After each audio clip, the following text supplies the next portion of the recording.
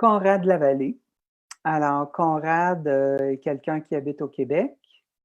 Il est un étudiant de longue date, impliqué dans la formation initiale du groupe Les Pré-Morontiens et sur le point, à l'aube de sa retraite, de s'impliquer à nouveau dans la mouvance urantienne. Ligne de force d'une pratique apprenante de la volonté du Père est le titre de sa présentation, qui porte sur les grandes lignes d'un art de vivre axé sur l'accomplissement de la volonté du Père. Elle vise à montrer comment les démarches qui accompagnent cet art de vivre s'appuient sur les principes de base que l'on retrouve dans les enseignements de la cinquième révélation d'importance historique.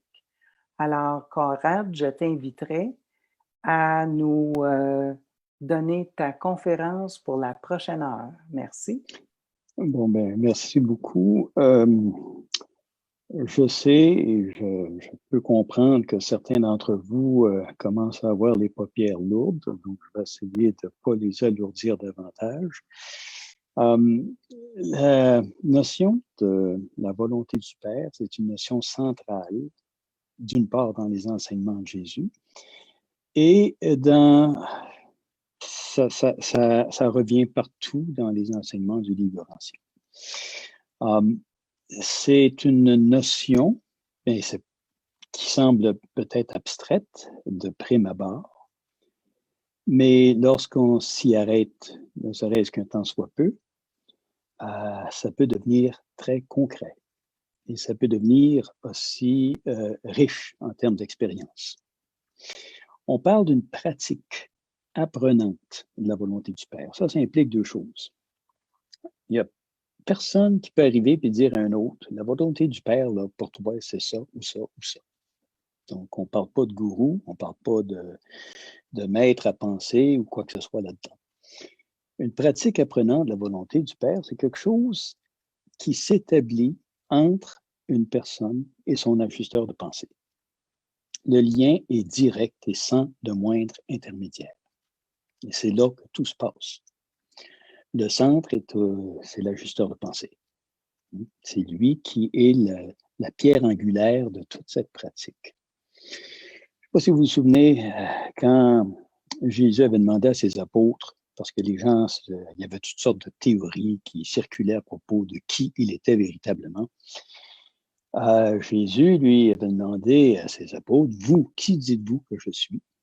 Hein? Et Pierre s'est élevé d'un bond, puis il avait dit, ben, tu es Dieu, tu es le Fils du Dieu vivant. Et le fait de dire ça, c'est extraordinaire, parce qu'à l'époque, dans tous les écrits qui portaient sur le Messie, nulle part dans l'Ancien Testament, absolument nulle part, on dit que le Messie serait le Fils de Dieu. Alors ça, là, c'était révolutionnaire. D'ailleurs, quand Jésus se présentait comme le Fils de Dieu, ça enrageait les rabbins, les scribes, les pharisiens au point tel qu'ils l'ont crucifié. Jésus avait dit à Pierre à ce moment-là, ce que tu viens de dire là, ta pensée humaine, c'est pas ta pensée humaine qui te l'a fait dire. Mais c'est l'Esprit de mon Père qui est en toi qui te l'a fait dire. Et après ça, il a dit, tu es Pierre, et sur cette pierre, je bâtirai mon Église, ou ma communauté. Ce qui signifie que la pierre angulaire de tout l'édifice, c'est l'ajusteur de pensée. Message que les premiers chrétiens ont peut-être oublié en transformant la religion de Jésus en une religion à propos de Jésus. Et il est grand temps, surtout à la lumière de cette révélation, la cinquième révélation d'époque, qui nous ramène les véritables bases, la quatrième, il est grand temps qu'on en revienne à cette forme de gouvernance, celle de l'ajusteur de pensée.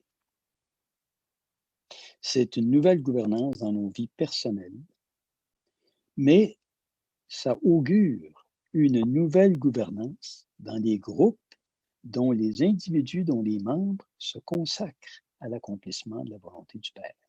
Et ça, c'est absolument révolutionnaire. C'est du jamais vu sur notre planète. Mais c'est ce qu'on nous demande. Et quand ça se fera, on atteindra l'ère de lumière et de vie. Alors, l'accomplissement de la volonté du Père ou la pratique, l'apprentissage, la pratique de l'apprentissage de la volonté du Père, c'est central. Central non seulement au niveau des enseignements, mais c'est central par rapport à nos vies et c'est surtout central par rapport à notre destinée éternelle. Alors, ma présentation va porter là-dessus parce qu'il y a plusieurs questions embêtantes qui se posent en rapport avec ça. La première étant, comment tant ça prend ça? Hein? C'est quoi le but d'accomplir la volonté du Père? Bien, il y a une injonction qui vient du Père lui-même qui dit vous-même, soyez parfait comme je suis parfait. Et qui est un appel lancé à toutes les personnalités universelles. Ça va prendre combien de temps avant qu'on atteigne cette perfection? Parce qu'on peut commencer tout de suite à accomplir, à travailler, à apprendre à faire la volonté divine. Mais on se situe présentement au niveau de l'imperfection cosmique maximale. On est dans le summum de l'imperfection. Nous sommes des êtres immensément, pour ne pas dire incommensurablement imparfaits. Mais notre destinée, c'est l'atteinte du plus haut niveau possible de perfection qui soit dans l'univers. La perfection du Père. Comment est-ce qu'on peut concilier ces deux pôles, de l'imperfection totale vers la perfection la plus élevée qui soit? Ben, c'est en travaillant de concert avec notre ajusteur de pensée, en apprenant à être réceptif à ses directives. Alors, je vais partager mon écran. Ça ne sera pas tellement long.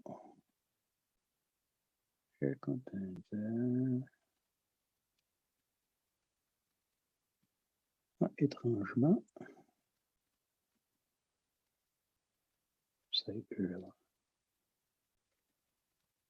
on dirait que le partage de l'écran, est-ce qu'il est permis le partage d'écran?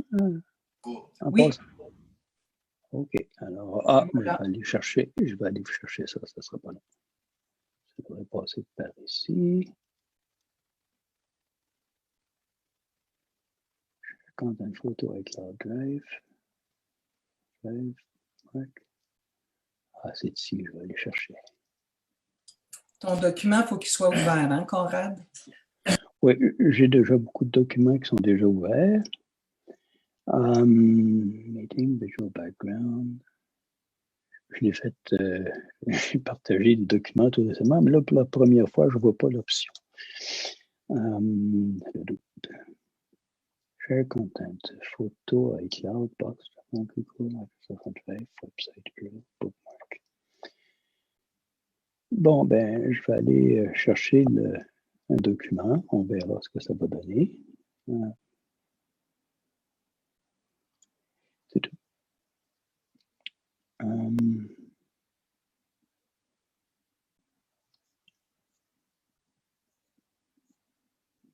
Oui, effectivement, ça semble pas vouloir fonctionner. Alors, soyez patient un petit peu. Je vais revenir à l'application Zoom. Tu dois ouvrir ton document avant de le partager, tu le savais? Oui, mais il est ouvert. Attendez un petit instant, je vais essayer quelques petites choses. Je n'ai pas partage de document. Ah, partage de l'écran. Est-ce que vous avez ça, partage de l'écran? Bien oui. Ah.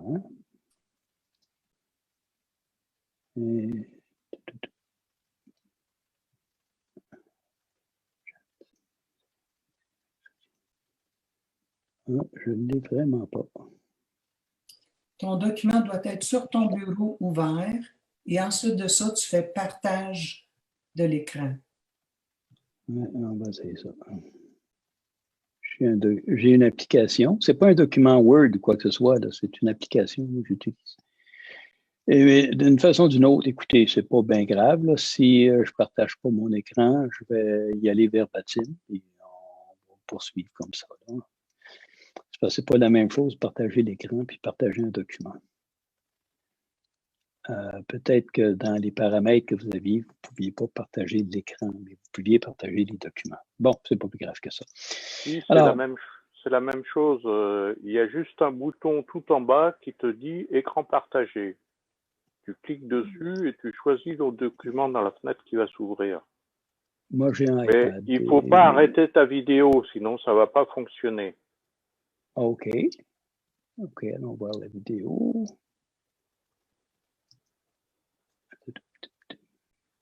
Vidéo est en marche.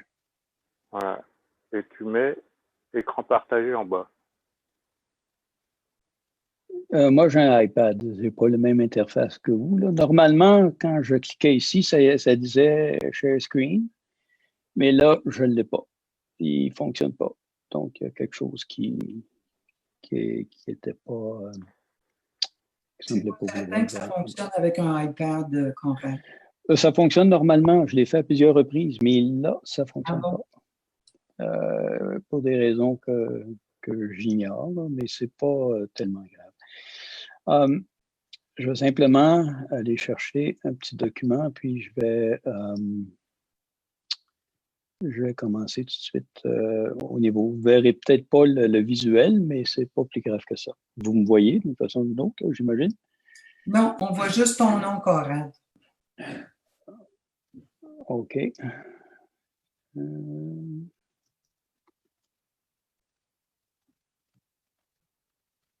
Là, vous me voyez? Là, ça va. OK.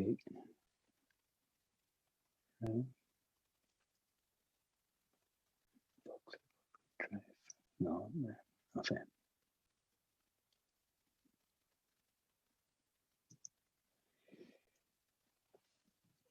OK, je vais y aller avec le contenu, je vais y aller verbalement parce que, en fait, ce que je voulais vous présenter, c'est les lignes de force de cette pratique qui comporte 3 grands objectifs. Le court terme.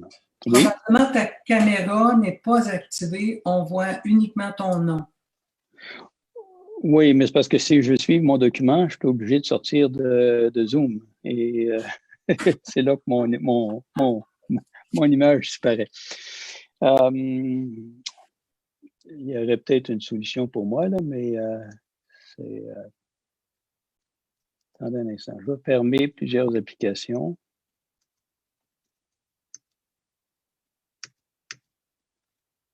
Et là, on va voir si ça fonctionne. Il faut peut-être réduire l'écran pour que tu puisses... OK. On va...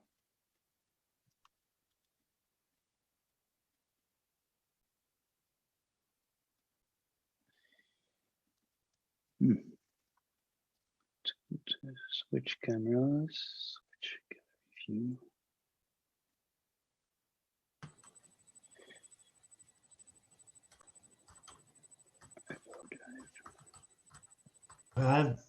Oui, ça ne fonctionnera pas. Oui, ben, je pense c'est parce que tu es sur un iPad, puis l'iPad, il peut gérer qu'une chose à la fois, contrairement à un ordinateur qui va être capable de gérer plus d'une chose. Je pense que c'est les paramètres de la séance. Moi, je l'ai fait avec mon iPad actuellement, puis ça a fonctionné à maintes et maintes reprises. Donc, c'est la première fois que ça ne marche pas. Ça donne que c'est pendant cette réunion-là. Écoutez, vous ne me verrez peut-être pas, mais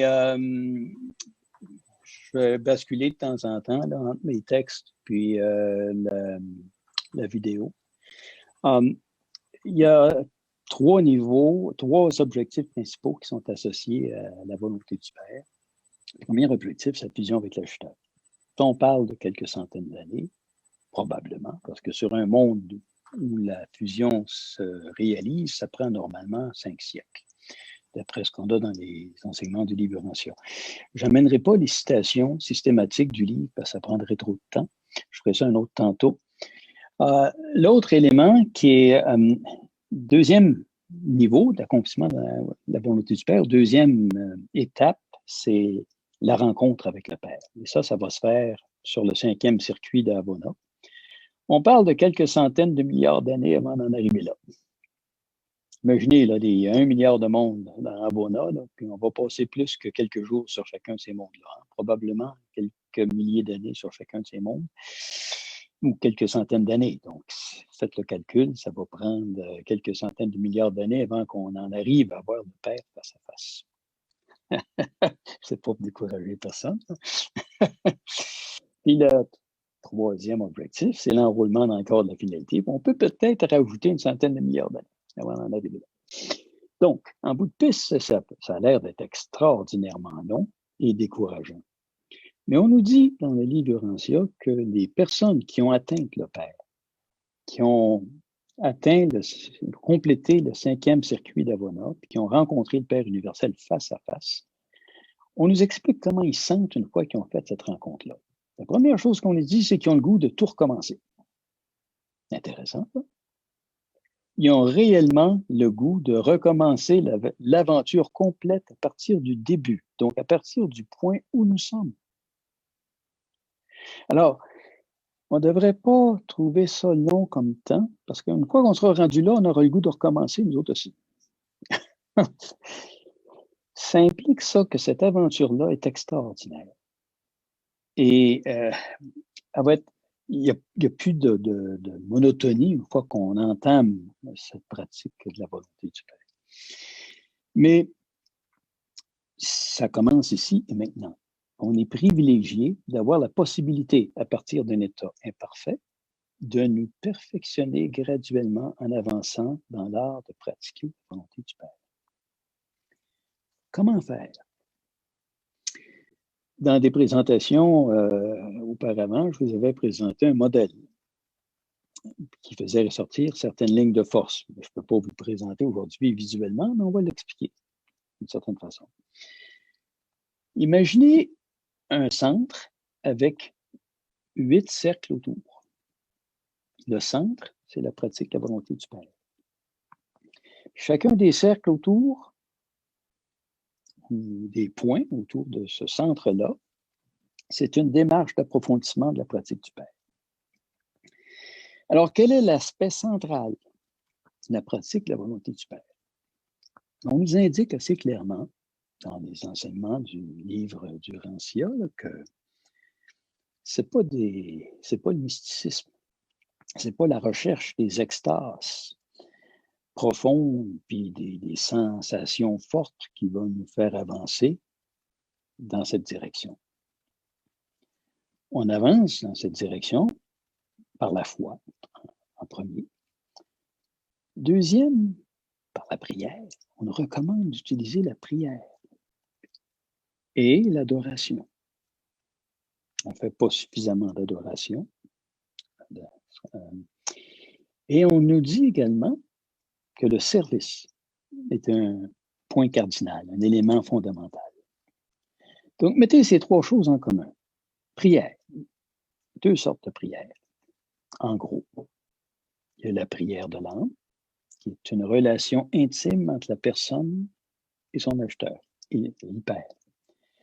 Et ça, c'est une prière qui est privée, qui est personnelle, mais qui est également transformationnelle, parce que la personne qui prie le Père, c'est pas une personne qui récite des formules toutes faites. C'est une personne qui apprend à partager sa vie intérieure avec son acheteur de pensée. Donc, qui établit une sorte de dialogue continuel avec son acheteur. Alors, tu parles à ton acheteur, puis tu mets en état d'écoute, silencieuse, puis tu alternes. Et je ne sais pas si vous avez déjà essayé, essayez de faire ça toute une journée. C'est ça pour la fin. Vous allez voir à quel point on est incroyablement distrait et facile à distraire. Alors, c'est comme apprendre à dessiner, puis apprendre à jouer d'un instrument de musique, apprendre à faire la volonté du Père, c'est premièrement apprendre à partager notre vie intérieure consciente avec le Père. C'est le premier élément de base. Il y a un puissant messager, pas un puissant messager, mais un messager solitaire qui nous a déjà fait une présentation là-dessus, qui nous a déjà dit comment vivre de façon plus harmonieuse avec le Père. Et parmi les choses qu'il nous disait, Et je vais vous donner la référence dans le livre de Laurentien ici. C'est le fascicule 110, troisième paragraphe, troisième section, pardon. Il nous dit, pour accroître l'harmonie avec l'acheteur, il ne faut pas considérer la coopération de votre acheteur comme un processus particulièrement conscient, car il ne l'est pas. On nous dit, ce sont vos mobiles et vos décisions, vos fidèles déterminations et vos suprêmes désirs qui constituent une coopération réelle et efficace. Ensuite, on nous dit, vous pouvez accroître consciemment l'harmonie avec l'ajusteur en prenant soin là, de répondre à la gouverne divine, c'est-à-dire en choisissant de répondre à l'appel de la gouverne divine. Et comment on fait ça? Le messager solitaire nous dit, en basant sincèrement notre vie humaine sur notre plus haute conscience de la vérité, de la beauté et de la bonté. Ah, intéressant. Les valeurs suprêmes, ça. Et ensuite, en coordonnant ces qualités de divinité, hein, donc on nous dit bel et bien que la bonté, la beauté, la vérité sont des qualités de divinité, hein, qu'on peut coordonner par la sagesse, l'adoration, la foi et l'amour.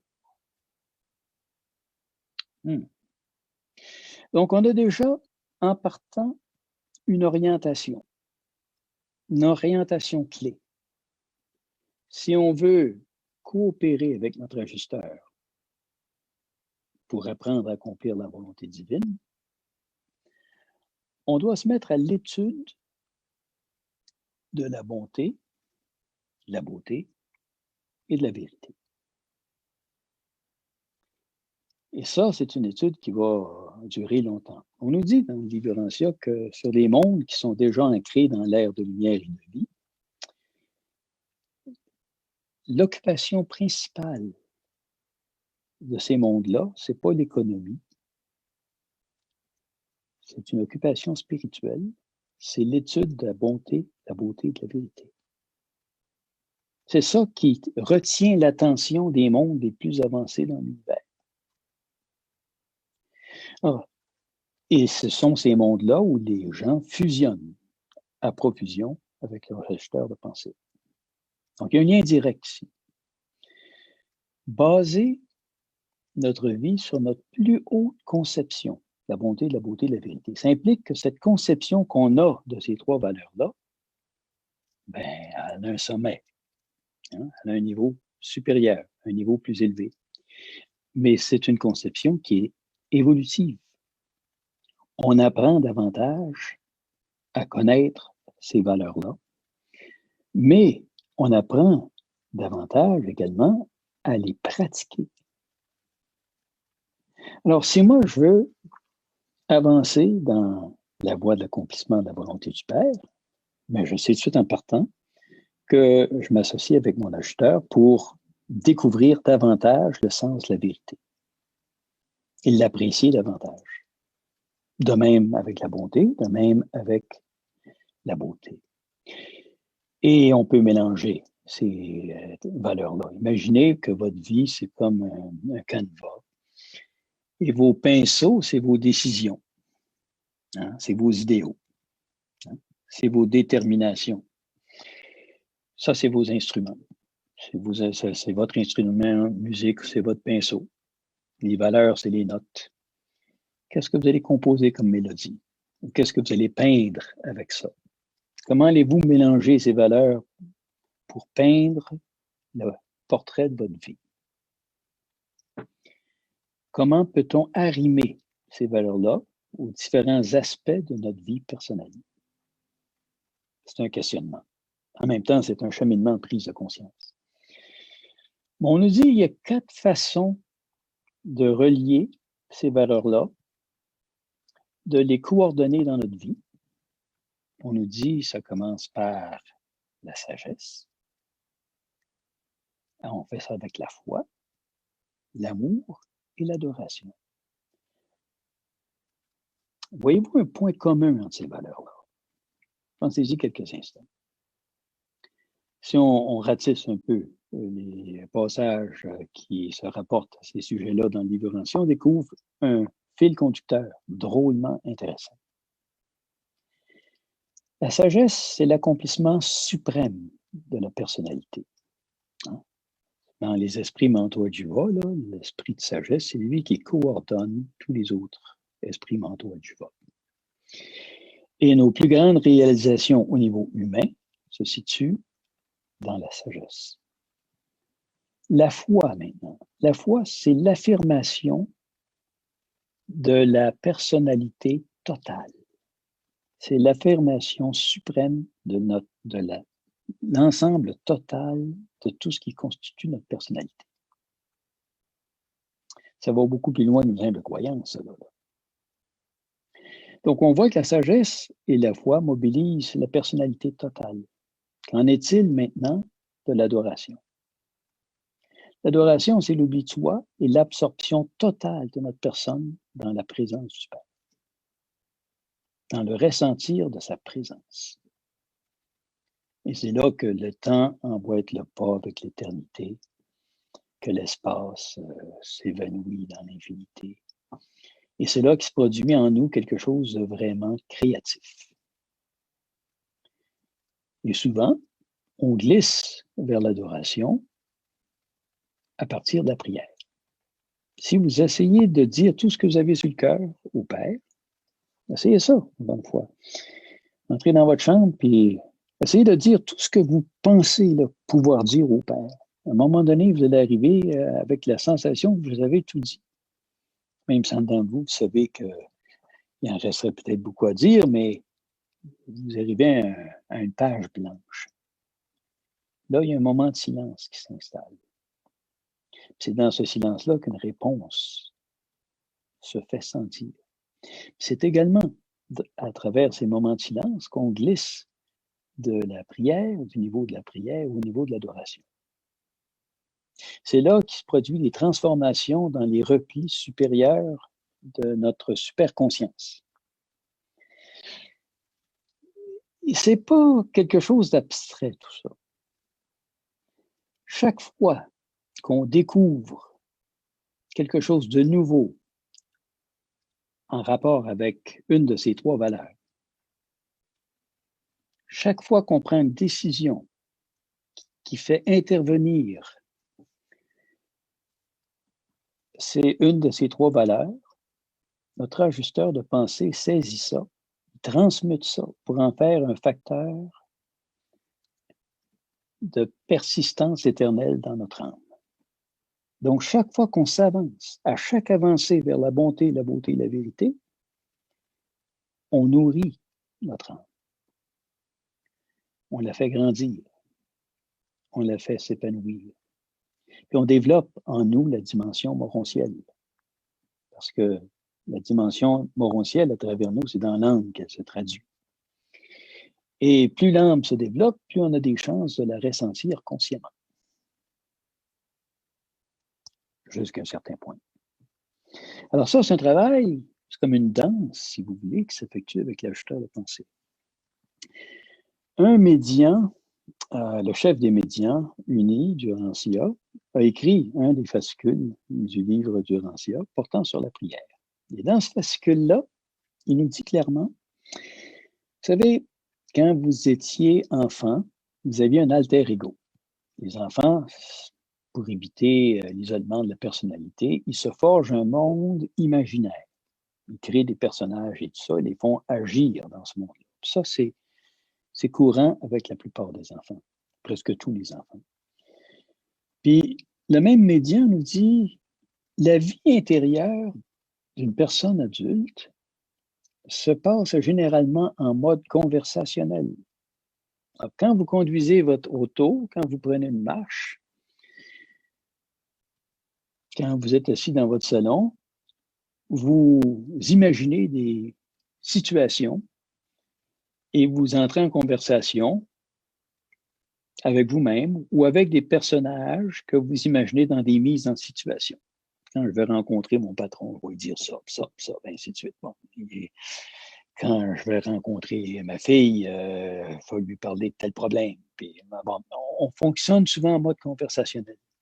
Mais le médian nous dit, écoutez, vous avez en vous un être réel et divin qui est là, toujours présent. Et vous pouvez vous adresser à lui. Donc, vous pouvez l'inclure dans vos conversations intérieures et en faire un mode de vie. Un mode de vie dans lequel vous vous adressez continuellement à la présence de l'acheteur de pensée en vous. Chaque fois que vous pensez, que vous réfléchissez, vous maintenez présent à l'esprit le fait que vous êtes habité par cet acheteur de pensée.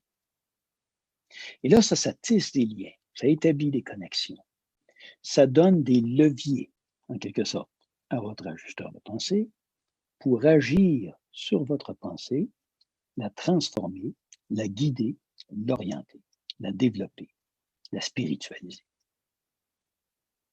C'est un processus continuel. Je parle en fait d'une pratique apprenante de la volonté du Père, mais en réalité, c'est un art de vivre, parce que ça englobe la vie de tous les instants. Ça va loin. Ça ratisse creux. C'est une ouverture totale de notre personne à la présence du Père qui nous habite. Et un désir, une volonté de notre part de nous associer à sa volonté, de nous aligner sur sa volonté. Donc, c'est certain que ça va être très efficace si vous avez une foi de ce côté-là. Parce que Jésus nous dit la foi en l'efficacité de notre désir d'accomplir la volonté du Père. C'était un des 4 points que les apôtres devaient enseigner à l'époque. Ça implique également un certain nombre de choses. Parce que on peut pratiquer ces valeurs-là, les mettre en application dans notre vie. Donc, comprendre et apprécier c'est quoi la vérité, c'est une chose, mais devenir de plus en plus vrai, de plus en plus authentique dans tout ce qu'on fait, c'est autre chose. Et ça va dans le même sens. Dans la même veine, on peut étudier la bonté, apprendre à la reconnaître, à l'apprécier, mais ce qui est important, en bout de piste, c'est de devenir bon soi-même. Puis on devient bon en posant des gestes de bonté. C'est un processus de croissance expérientielle. Et la même chose s'applique avec la beauté. Hein? La beauté, on peut la vivre. Vous pouvez l'exprimer à travers la musique, vous pouvez l'exprimer à travers des œuvres littéraires, à travers la peinture, à travers la danse, de mille et une façons. Ça n'a rien à voir avec l'âge. En passant. Donc, tous ces éléments de pratique qu'on commence ici et maintenant, on va les poursuivre exactement à partir de notre point de départ, là, lorsqu'on va quitter ce monde. À notre éveil sur le monde des maisons, on va poursuivre ce cheminement-là exactement là où on l'a laissé lorsqu'on est parti d'ici. Donc, ce qu'on commence à faire maintenant, on le fait également pour ce qui s'en vient après cette vie. On commence à bâtir notre carrière éternelle dès maintenant. Donc, ça, c'est l'élément central. 3 mouvements. La prière, l'adoration et le service. Service désintéressé. Service non égoïste. Service qui fait en sorte ce qu'on donne avec la main droite, on l'ignore avec la main gauche. Hein? On ne demande rien en retour.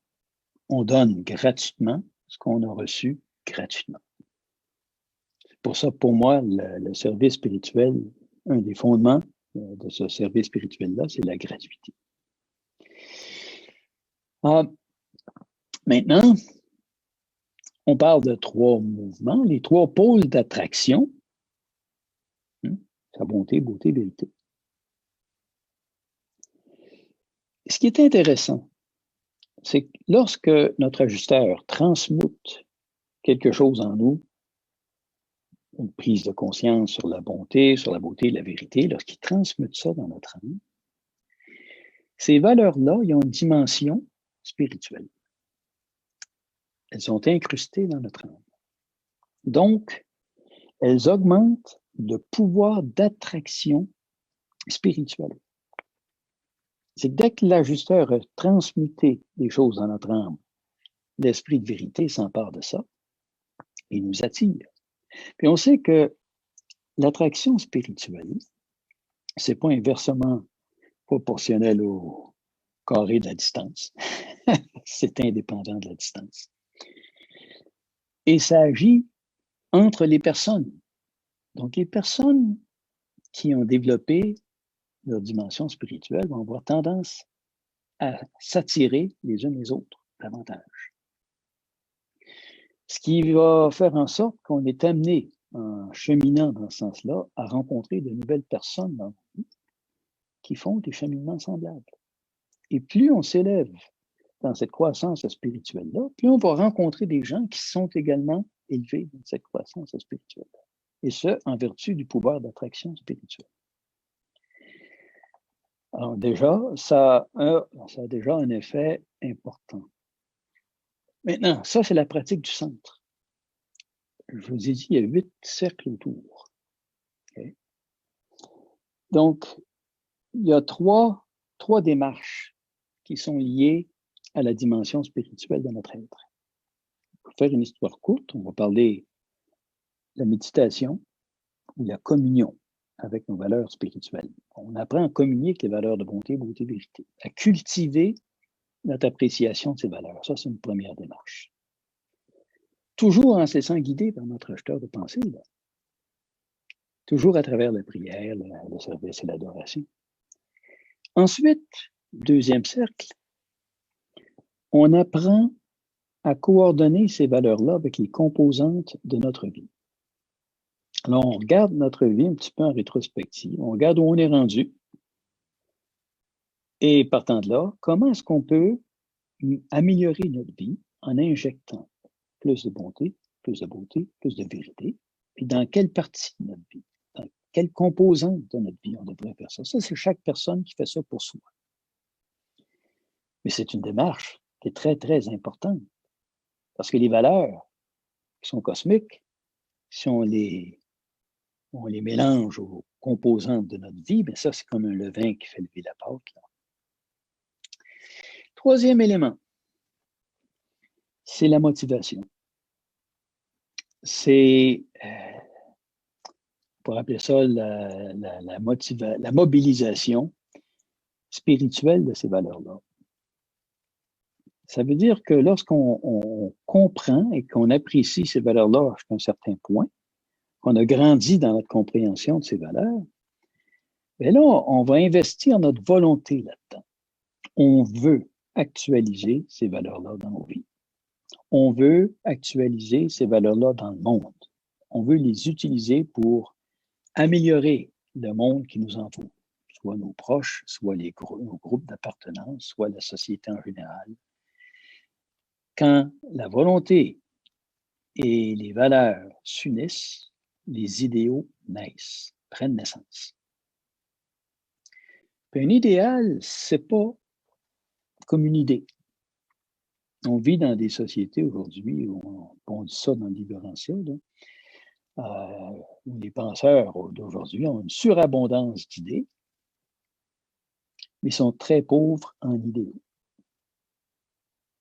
Alors, des idées, moi, je travaille au gouvernement en fonction publique fédérale, puis je rencontre des exécutifs, des gestionnaires, des ingénieurs en informatique, ça, puis tu as des brassages d'idées là-dedans, là, ahurissants. Mais souvent, ça accouche d'une coquille vide.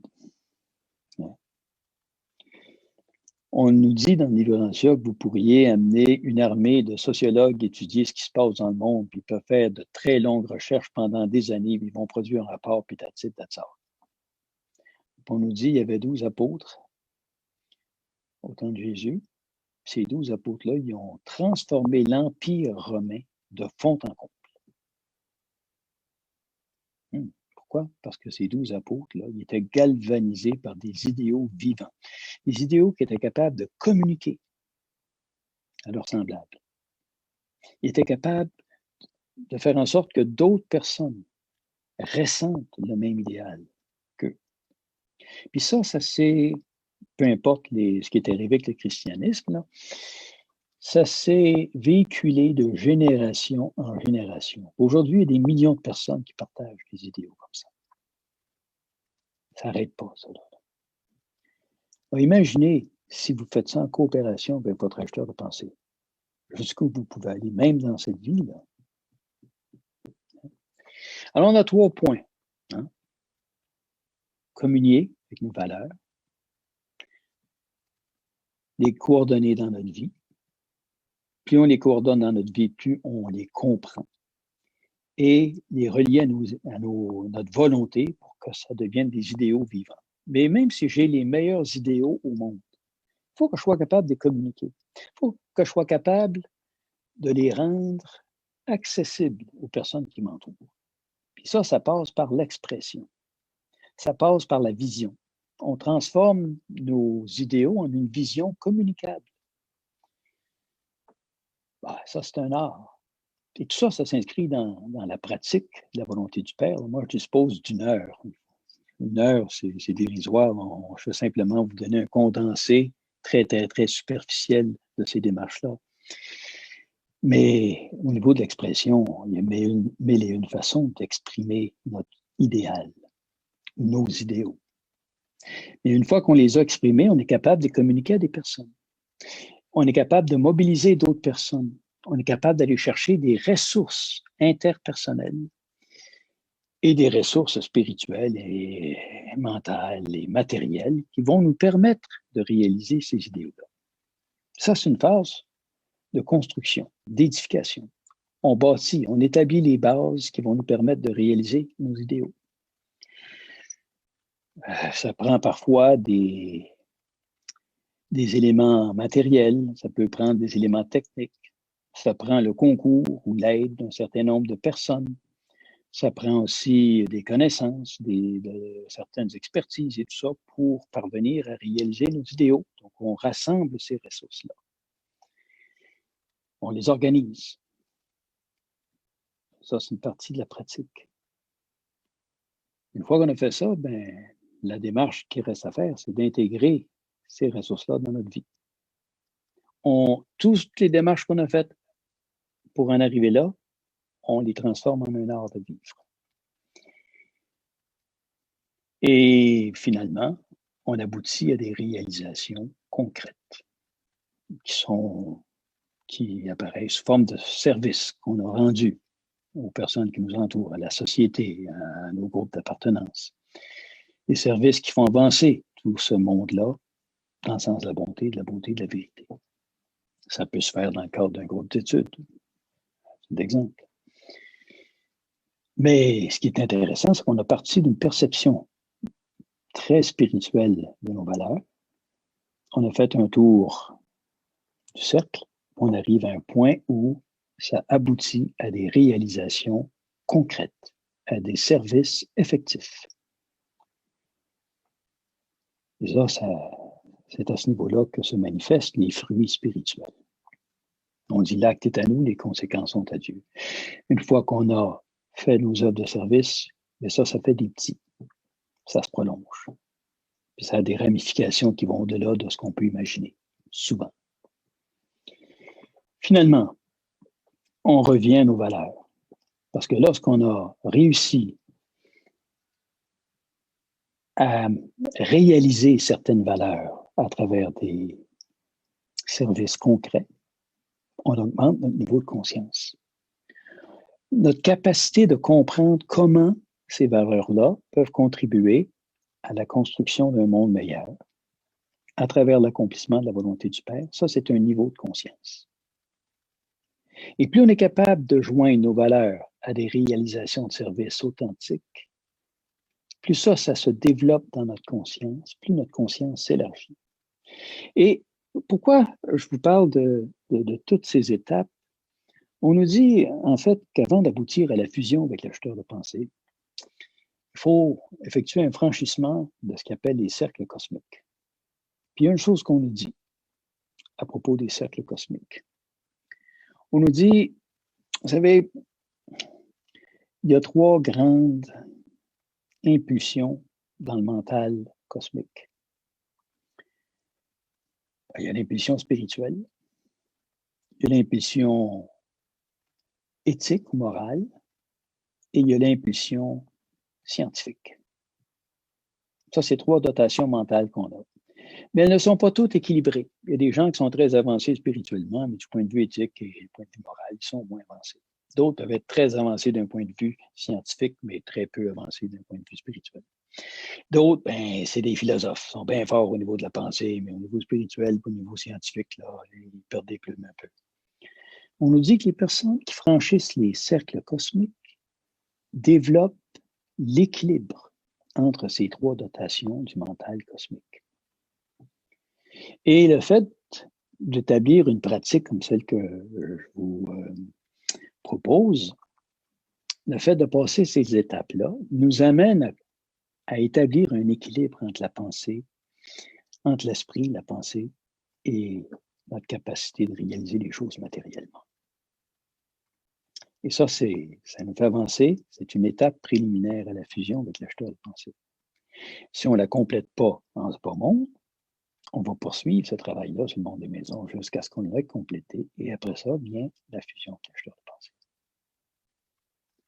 Alors, si on commence à travailler là-dessus plus rapidement, ça va peut-être arriver plus vite. Et on rapproche l'étape de la fusion avec l'acheteur de pensée, ce qui est quand même très important. Alors, écoutez, j'ai fait un survol. Je vous ai donné une vue à vol d'oiseau d'une forme de pratique de la volonté du Père, ce qui n'est pas la seule. Si vous avez des questions, allez-y. Questions, commentaires? Ou des commentaires.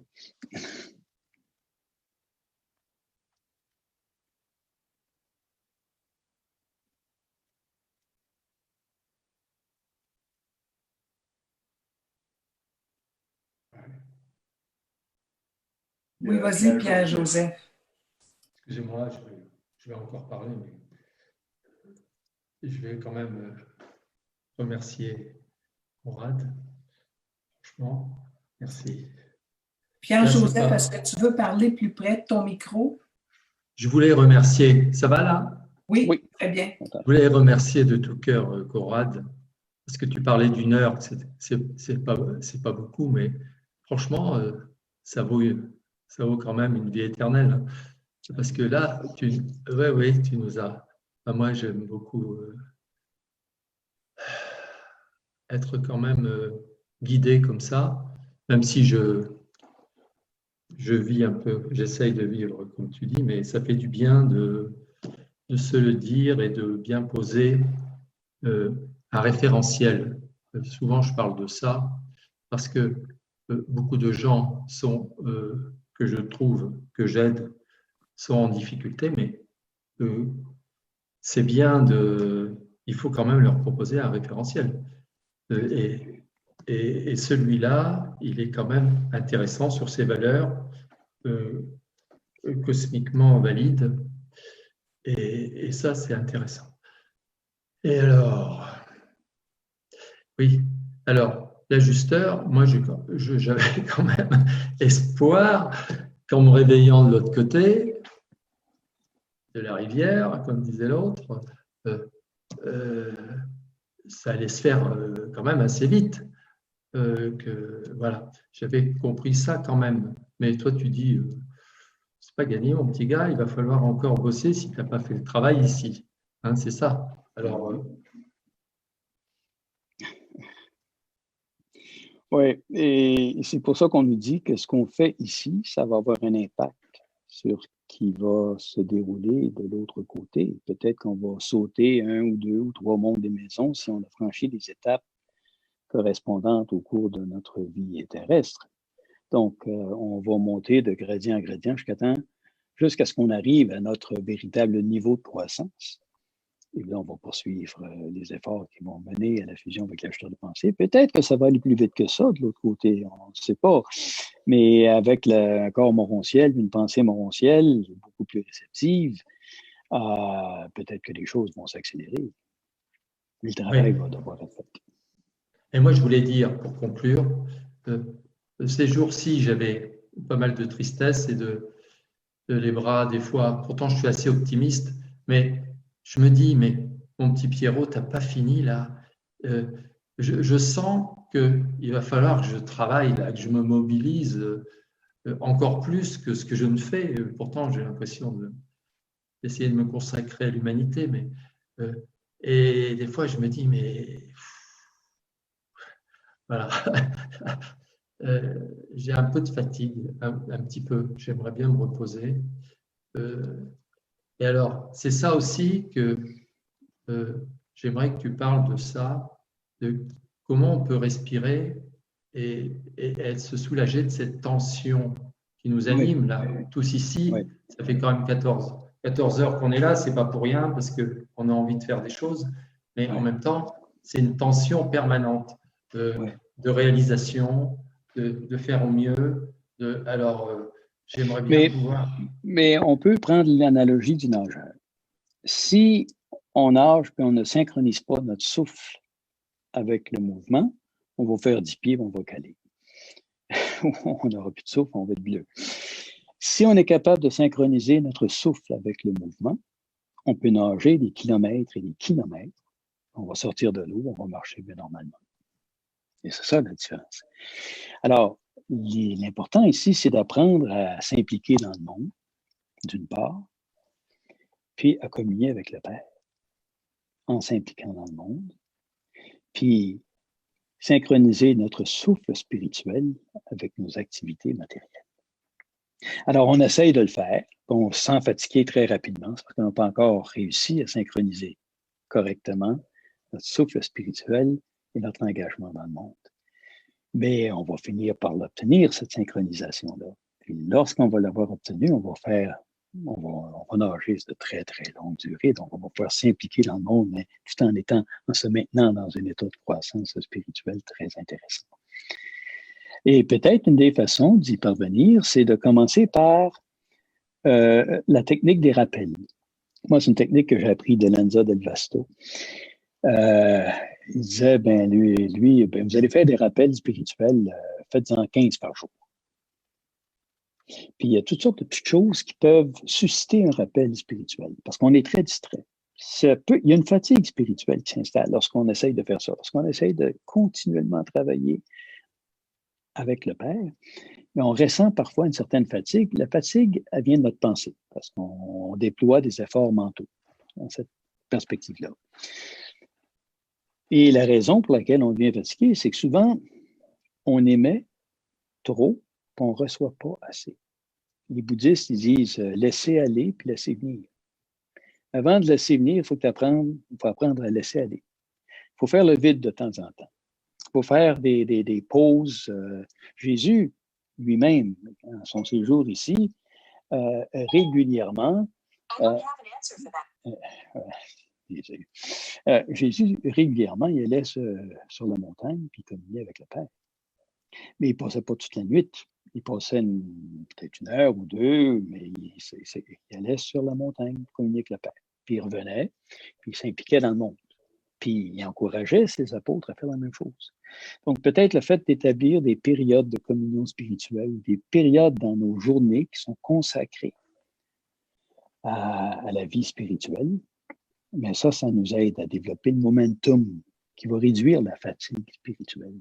La fatigue, c'est une question de rythme. Si on a du rythme, on peut faire beaucoup de choses sans fatigue. Il faut rythmer notre vie spirituelle, mais la rythmer au quotidien. C'est un défi. Merci. On a Guy Breton aussi qui aimerait faire un commentaire. C'est une question que je poserais à Coran. La fusion, est-ce que c'est un moment de croissance très important au niveau de la spiritualité ou c'est une étape Puis par après, bien, c'est par après que devient la partie très importante. Moi, je pense que c'est l'étape pour nous la plus importante.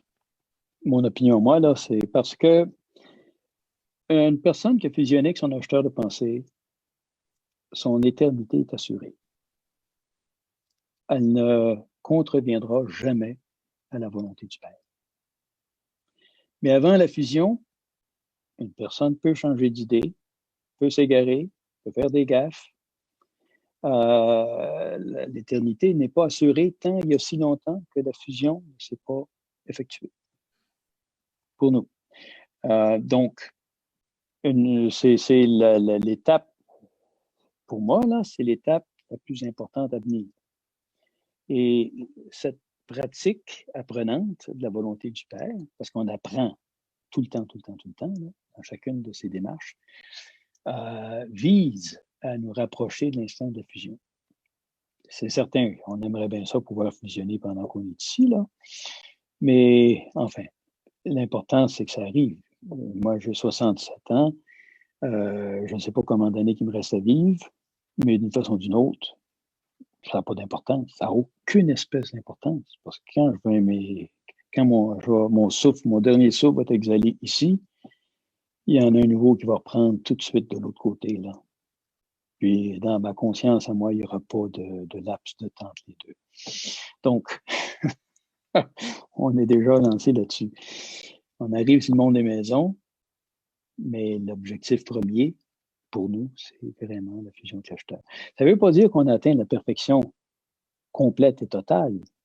L'ajusteur, lui, il veut fusionner avec nous, et il sait très bien que nous sommes des êtres évolutifs. On est en train de co-créer un être éternel. Puis quand on dit qu'il évolue, ça veut dire qu'il actualise des nouveaux potentiels dans l'univers qui n'ont jamais été actualisés. C'est ça notre destinée. Puis c'est des potentiels de bonté, puis de beauté, puis de vérité, mais ça n'a jamais été actualisé dans l'univers.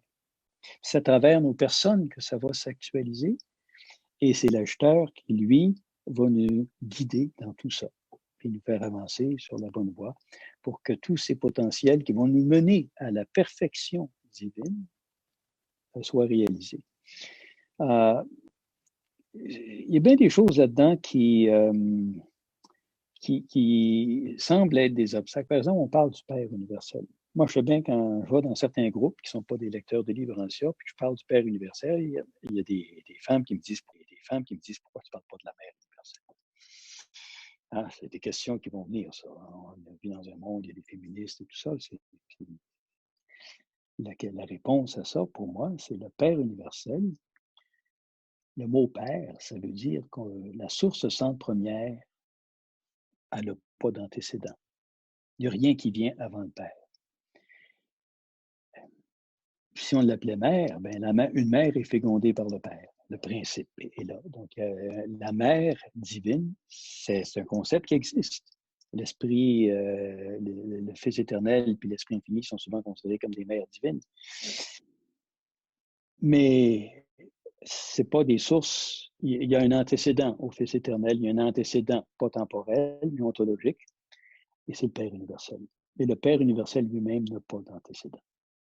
Il est la source première. Donc, c'est là qu'on l'appelle Père. Puis le mot Père, ça veut dire tout simplement notre expérience de Dieu. Ça traduit notre expérience de Dieu. Notre relation avec Dieu, c'est une relation de filiation, père-enfant. Mais notre expérience de l'adoration divine, ben là, ça implique des choses qui vont au-delà de ça. Et ça, dans le livre ancien, on le dit très bien. N'oubliez pas que le Père universel, dans le Père, tous les potentiels, tous les actuels, toutes les énergies, toutes les dimensions spirituelles, toutes les dimensions mentales sont une, fusionnées à tout jamais. C'est lui qui est l'origine de tout ça, par ailleurs. Donc, il n'y a pas de distinction entre esprit, matière et énergie dans le Père. Il n'y en a pas non plus dans notre acheteur de pensée. Lui, il est antérieur à tout ça. Mais nous autres, notre personnalité, on est projeté dans un monde où il y a une différence entre l'esprit, la pensée, puis l'énergie matière. Puis on doit composer pour articuler tout ça. Puis dans l'instant présent, les potentiels deviennent actuels. Alors, une fois qu'on a fusionné avec notre ajusteur, ce processus, il va se poursuivre continuellement pendant des centaines de milliards d'années. Ils vont venir à un point où on va atteindre le summum de la perfection divine dans le temps et l'espace. Notre volonté va être parfaitement et totalement unifiée à la volonté du Père. Conrad, oui, le temps passe, hein? Le temps passe. Écoute, on va prendre 2 autres commentaires. Ouais. Il y a Yvan Stoll qui veut faire un commentaire et après ça, il va y avoir Robert Cadieux. Et après ça, on va se dire bonne nuit. Et puis bon matin à nos amis européens. Alors, Yvan. Alors, merci, Conrad. J'ai bien apprécié ce petit passage que tu dis qu'il faut intégrer à ces discussions internes son ajusteur en tant que personnalité, vraie personnalité avec qui on peut vraiment dialoguer. C'est vrai qu'on l'oublie souvent. On pense, je suis pas une personne qui prie beaucoup parce que je crois plus à l'adoration qu'à la prière. Et puis bon, dans ma façon d'être élevé, on m'a dit aide-toi toi-même et Dieu t'aidera. Donc, je suis pas en prière, mais en adoration, oui. Remercier, et puis ce dialogue constant qu'on a toujours, ce dialogue philosophique qu'on a tout le temps, on n'intègre pas souvent cette personnalité de l'ajusteur de Dieu dans ce dialogue. Et ça, c'est bien, je te remercie de le préciser. Ça aide sûrement beaucoup à synchroniser un peu cette relation qu'on a avec l'ajusteur. Et on parle beaucoup de mindfulness aujourd'hui, hein, de la pratique de la conscience, qui est une forme de bouddhisme. Mais lorsqu'on pratique la volonté du Père, c'est intéressant parce que c'est une nouvelle forme de conscience, beaucoup plus intéressante, beaucoup plus élevée. C'est qu'on a notre conscience humaine qui est illuminée par la conscience d'un être divin qui nous habite. Et ça transforme notre conscience continuellement. Et plus on a de foi là-dedans, plus c'est efficace. Robert Cadieux. Conrad, au début de ton exposé, tu nous as rappelé que nous avions le potentiel éternel et que nous étions ici sur cette planète des personnalités à type potentiel d'agondontaire, c'est-à-dire de personnalités qui ont le potentiel de croire sans voir. Les agondontaires sont des personnalités qui ont le potentiel de devenir des puissants messagers. Et on nous raconte, c'est-à-dire qu'un des puissants messagers qui écrit un fascicule nous dit qu'il est intéressant, qu'il peut être intéressant pour nous de savoir que la compagne avec qui il était sur une planète a été repersonnalisée en même temps que lui, puis qu'ils ont fait un parcours qui était en parallèle, et qu'ils ont été enrôlés ensemble dans le corps de la finalité, et que cette partenaire-là, elle aussi avait passé par la grande épreuve et qu'elle avait réussi la grande épreuve. Étant donné qu'on sait qu'à partir du moment où nous sommes fusionnés avec l'ajusteur de pensée, que notre avenir est assuré, qu'il n'y a aucun ascendeur fusionné avec un ajusteur qui a fait défaut dans l'univers. Donc, notre parcours est assuré jusqu'au paradis. Mais d'après toi, est-ce que la grande épreuve, elle a lieu avant la fusion ou après? Par grande épreuve, tu veux dire... On nous parle d'une grande épreuve pour Oui, mais dans les mondes, il y a eu des rébellions les personnes qui sont devenues des puissants messagers sont des personnes qui ont résisté à la rébellion et qui ont vaincu les forces qui essayaient de les amener à être déloyaux. Et on nous dit que les personnes qui prévenaient la rébellion, le fait de prévenir une rébellion, c'est encore briser davantage. Donc, ça peut arriver à différents stades de notre évolution. On vit dans un monde où il y a une rébellion. Si on regarde le manifeste de Lucifer, et vous regardez certains énoncés politiques athées, ça se ressemble comme deux gouttes d'eau, bien souvent. Alors, les arguments qui étaient fourbis par les rebelles, ils sont encore en circulation dans notre monde. Et lorsqu'on est confronté à ces arguments-là, qu'on y résiste et qu'on réussit à les vaincre spirituellement, ben, ça a certainement une certaine valeur qui va être reconnue de l'autre côté. Là. Donc, ça a lieu avant la fusion. Oui, bien ça, c'est ce qui détermine si on va devenir des puissants messagers ou pas. Un puissant messager, lui, est devenu finalitaire, mais ensuite, il a été embrassé par la Trinité paradisiaque. Puis tout ce qui va se développer dans un finalitaire, dans l'éternel futur, bien, lui, le reçoit instantanément. Alors, il devient un être complet pour le présenteur de l'univers. Et là, il sert au niveau du super-univers. Et une personne peut devenir dépourvue de nom ou de nombre. Hein? Il y a certains géants spirituels qui vivent ici, là, qui vont peut-être aller dans ce sens-là. Et les gens qui ont des capacités administratives extraordinaires, je pense à un bonhomme comme Moïse, par exemple. Rien ne nous dit que Moïse, dans sa carrière future, il ne deviendra pas un élevé en autorité. En fait, le destin est extraordinaire. Hein? Le destin qui nous plaît même si une personne n'est pas enrôlée, n'est pas embrassée par la Trinité, la carrière d'un finalitaire, il va atteindre le 7e stade. C'est absolument extraordinaire. On est appelé à diriger les univers dans notre éternité future, à créer de nouveaux idéaux cosmiques, à les réaliser. On nous dit que les finalitaires vont devenir des administrateurs d'une sagesse incomparable. Alors, tout ce cheminement qu'on fait là, pendant des centaines de milliards d'années pour apprendre des milliards de choses en rapport avec l'administration des univers, ça va nous servir, ça, dans le prochain âge de l'univers.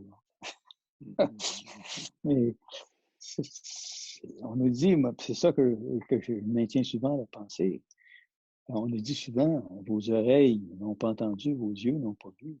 C'est pas entrer dans votre pensée toutes les choses, toutes les merveilles que le Père vous réserve pour l'éternité future.